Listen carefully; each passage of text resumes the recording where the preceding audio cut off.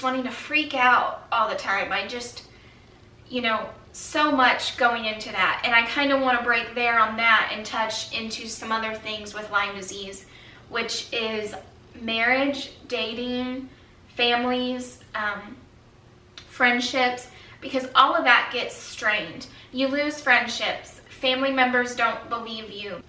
It's an invisible illness, so they don't see the stuff that actually is outward. They're not with you 24/7. People do have physical, they lose weight, they gain weight. I've done both of that. Their hair falls out, acne, losing their color, you know, all this stuff can happen and does, but as far as the illness goes, it's invisible. You can look fine. Are doing our best to be fine. We have to work so hard to have a normal conversation. I have to work so hard to think about my words right now and sitting up because I'm already dizzy. Anyway, so I want to touch base on marriage because I am married. Unfortunately, a lot of marriages don't last through chronic illness. They end in divorce. If you're not married, it's not that you can't be married and you can't date. It's just very difficult. And so a lot of times people with Lyme disease are single. You can't have a normal relationship. You have to have it the way that you can, however that would look for you with your disease. Thankfully, Kyle and I have such a strong relationship, and for us, this has made us grow so much more in love and stronger. We have our faith in Jesus, and that's the core, and that's gotten us through. But I'd be lying if I didn't say it, especially when this was like first coming out. You know, there is such thing as Lyme rage. And I remember just like the bickering and arguments, and I was like, this is not us. We don't get so worked up. And I would just get so worked up. And it's like I couldn't control how worked up I got over a little argument we'd have.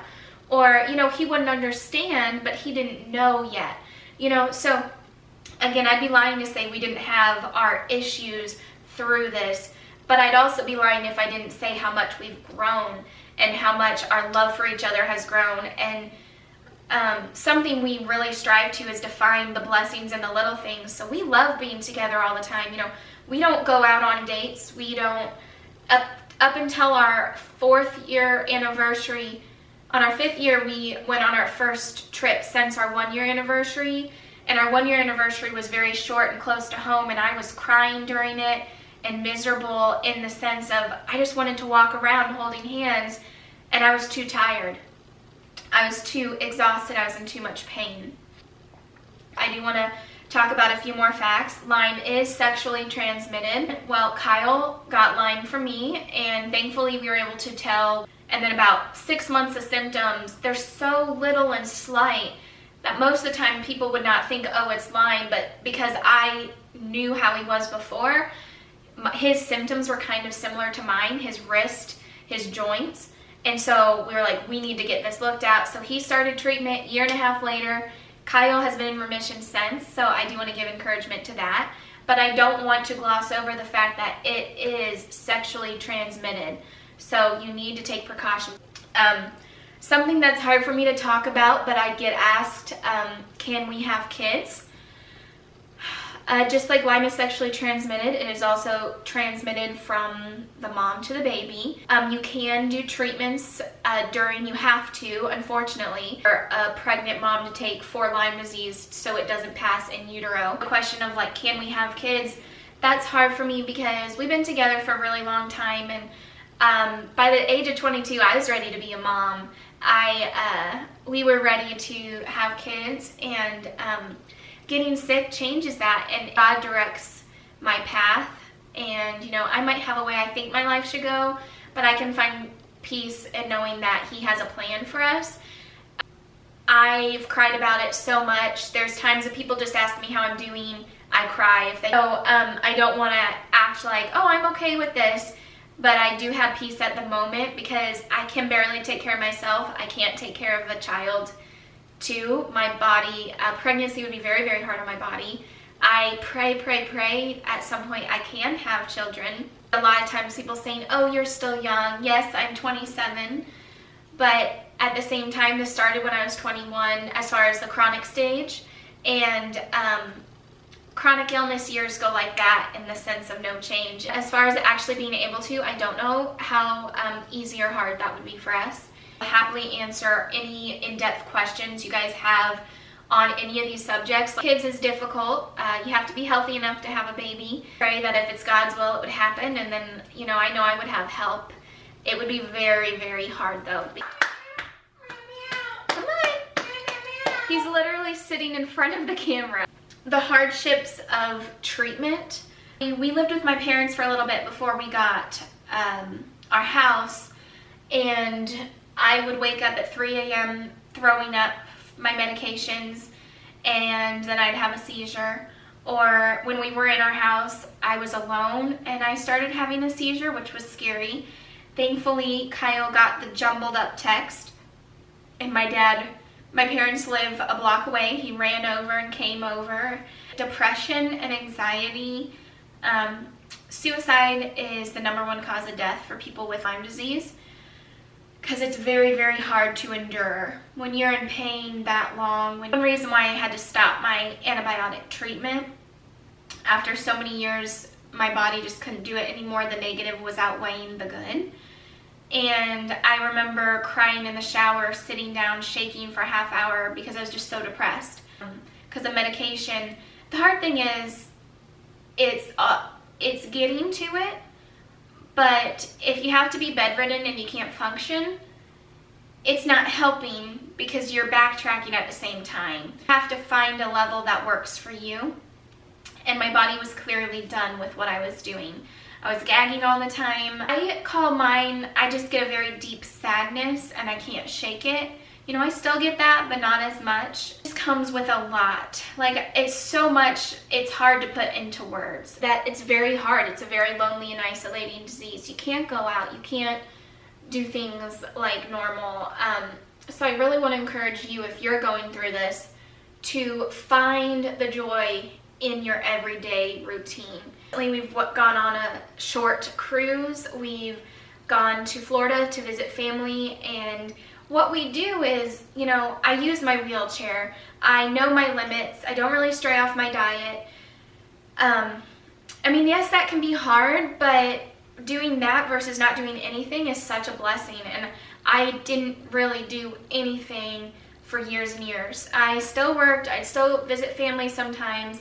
I was pretty miserable, but I still enjoyed it and found the joy in it, but it was still just very difficult. But something just like a vacation for a vacation, like that 4-day cruise we went on, it was wonderful. And it took me a while to learn, use your wheelchair, you know. If it means not going out, use your wheelchair. I think it was just so hard because I didn't think I deserved to use it because I didn't need it before now. And yes, people make comments and they stare and they say mean things, but you can, like I said, do your best to enjoy your life. So if that means wearing your mask and being on a wheelchair, even for a walk, do it. I've had my mom push me around the block before in a wheelchair just to get some fresh air. I remember smiling almost the whole time. Months and years that you might not be able to get out of bed. You know, I remember being on the floor, shaking all the time, waking up Kyle, get me ice, I'm about to throw up. And, you know, I've been through it, and I don't do as harsh of treatment now, so I can enjoy my life a little bit more and I can live to the way I can. And yes, that might mean just being in my house, but I'm enjoying it. I'm enjoying being able to unload my dishwasher and watch Netflix in the evenings with Kyle, be here with my cats. And then when the family and the friends that will come and visit you because they know you can't go out to them, come over for a movie night instead of you going out with them to the mall or to a restaurant, is a huge blessing. And I'm so grateful for those friendships and the family members and Kyle for being so understanding, because it can be hard being the party pooper. It can be hard. People are like, oh, you're not, but you feel that way. It's not your decision. With family over Christmas, I have to go to bed before they do, and I have to spend 3 hours in the bath while they're playing a game, and it can be really hard emotionally.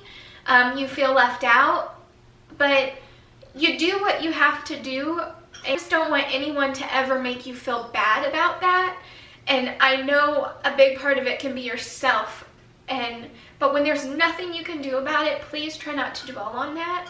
You know, this doesn't define you. Something as simple as painting my house white, which isn't simple for someone with chronic illness, but I had so many friends and family help paint my house because the brightness makes me feel better. My salt lamp, a non-toxic candle, you know, I have so many videos on that already on this channel, and I know not everyone watches my vlogs, but if you go back and you watch through, you will see tips and you'll see what I'm going through in my treatment. I really wanted to do this video to say what it really is like with Lyme disease and answer some of those hard questions. Can you have a relationship? Can you have a baby? And be honest about it. Making these videos, editing is hard, but I feel called to do it because if even one person can be encouraged by my channel, by my Instagram post, by all of this, I feel called and led to do that. Thank you guys for encouraging me when you guys do write me and say that this helps you. I'm so grateful. Thank you for reaching out and asking for prayer. That's what I'm here for. I'm so grateful for this community because most people with Lyme have, you know, we've had to become our own nurses, our own doctors, you know, doing our own B12 shots. You're your own advocate because you're not believed most of the time. If you're crazy, they tell you what you believe you have does not exist, but yet they don't have an answer for you. It's a very discouraging disease, and I'm so grateful because since we have had to be our own advocate and we have had to research so much, the online community for this disease is very strong. Like I said, if you want to know more about what I'm doing right now for treatments, how I survive, I do have tips. I'll leave one of my videos down below, but my vlogs, they touch on everyday lifestyle. They show how I find joy with playing with my cats, going on a short walk, and what I do to push through, how Kyle and I enjoy marriage. You know, all that is touched in our vlogs. But I wanted to make this video because today, being May, it is Lyme Disease Awareness Month. So if you could please share this video, if you could subscribe to my YouTube channel, if you could watch my videos, if you want to follow me on Instagram. I'm also doing lots of giveaways this month and just showing products that are helpful for chronically ill. So my sister-in-law just made a huge batch of non-toxic key lime pie lip balm for Lyme Disease Awareness Month. And if you'd like to buy some, you can do that. The information is linked down below to support my Lyme disease treatments as well.